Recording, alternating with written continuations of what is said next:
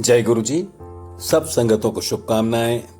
आपका दिन बहुत अच्छा गुजरे, गुरु जी की ब्लेसिंग्स मिलती रहें, आप हर जगह कामयाब हों, सब शुभ रहे। आज के लिए कुछ प्रार्थना के शब्द हैं। मुख्य धारणा तो चाहतों पर है, अपनी तृष्णाओं को लेकर है, और ईश्वर से एक प्रार्थना है कि गुरु जी हमारी चाहतों में से एक हैं या वो हमारी चाहतों के ऊपर हैं। ईश्वर की बात है कि गुरु जी हमारी चाहतों में से एक हैं या वो हमारी चाहतों से ऊपर हैं। ये प्रश्न खुद से करना है कि हम गुरु जी को चाहते हैं या वो हमें चाहते हैं। ये प्रश्न खुद से करना है कि हम गुरु जी को चाहते हैं या वो हमें चाहते हैं। हम गुरु जी को अपनी चाहतों के लिए मानते हैं या फिर उन्हें खुदा मानते हैं। हम गुरु जी को अपनी चाहतों, अपनी तृष्णाओं के लिए मानते हैं या फिर खुदा मानते हैं, उन्हें ईश्वर मानते हैं। अगर हम उन्हें ईश्वर समझ लिया, अगर हमने उन्हें ईश्वर समझ लिया तो फिर क्यों और उनसे हम क्या मांगते हैं? अगर वो ईश्वर हैं तो हमें क्या मांगने की जरूरत है? हम ईश्वर को अपनी चाहतों के लिए मानते हैं या फिर खुदा मानते हैं। अगर उन्हें हमने ईश्वर समझ लिया तो फिर क्यों हम उनसे क्या मांगते हैं? लाइन दोबारा बोलता हूँ समझने के लिए कि गुरु जी हमारी चाहतों में से एक हैं या हम उनकी चाहतों के ऊपर हैं। गुरु जी हमारी चाहतों में से एक हैं या वो हमारी चाहतों से ऊपर हैं। ये प्रश्न खुद से करना है। हम गुरु जी को चाहते हैं या वो हमें चाहते हैं। हम गुरु जी को अपनी चाहतों के लिए मानते हैं या फिर उन्हें खुदा या ईश्वर मानते हैं।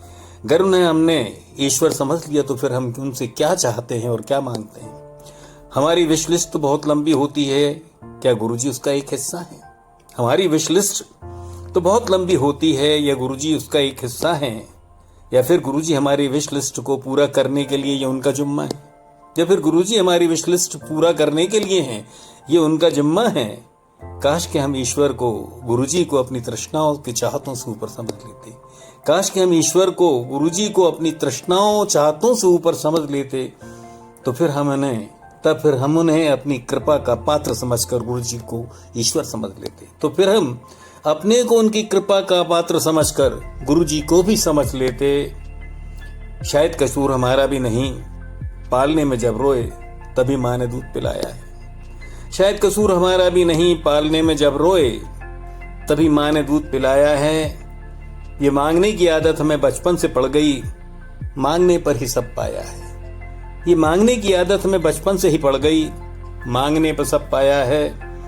घर में मांगते रहे, बाहर मांगते रहे, व्यवहार और व्यापार में भी मांगते रहे। हम घर में मांगते रहे, बाहर मांगते रहे, व्यवहार और व्यापार में भी मांगते ही रहे हैं। और वही मापदंड हमने ईश्वर के प्रति अपनाया है। ईश्वर से मिला या गुरु जी से मिला, अन्यथा ठुकराया है। और वही मापदंड हमने ईश्वर के प्रति अपनाया है। मांगा, मिला, अन्यथा ठुकराया है।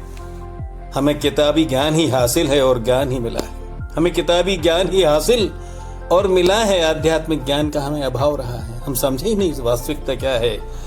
हमें किताबी ज्ञान ही हासिल है और मिला है, आध्यात्मिक ज्ञान का अभाव रहा, आध्यात्मिक ज्ञान का अभाव रहा है।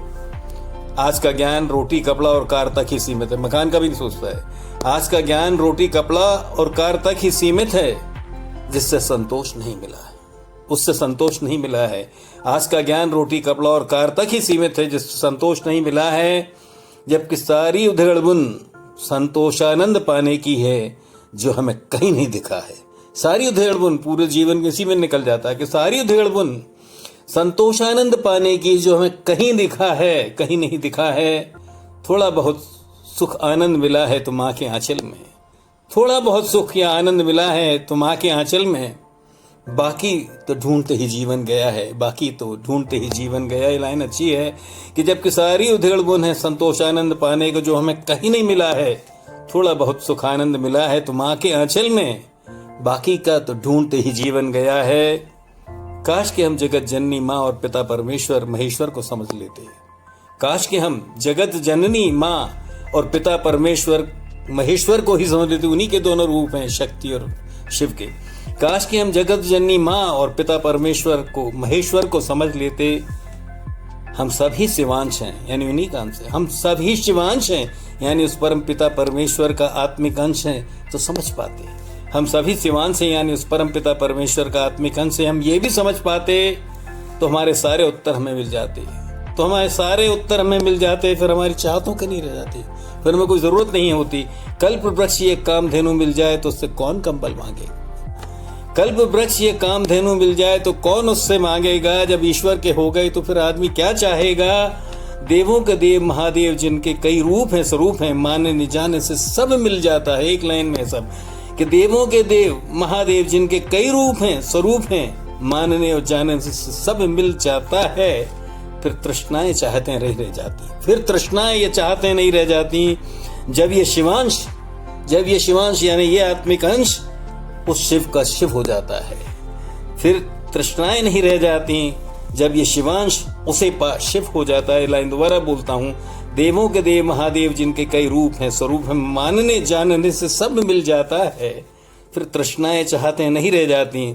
जब ये शिवांश उसे पा शिव हो जाता है। गुरुजी ये विवेक दे दीजिए, गुरुजी ये विवेक दे दीजिए, हमें हमारी चाहतों से ऊपर कर दीजिए। गुरुजी हमें ये विवेक दे दीजिए, हमें हमारी चाहतों से ऊपर कर दीजिए। न चाहें अब और कुछ भी, गुरुजी आप ही हमें चाह लीजिए। न चाहें हम और कुछ भी, गुरुजी आप ही हमें चाह लीजिए। गुरुजी अपना बना लीजिए, अपने चरणों में रख लीजिए, हमारी चाहतों को मिटा दीजिए, हमारी चाहत आप बन जाइए। शुक्राना शुक्राना शुक्राना।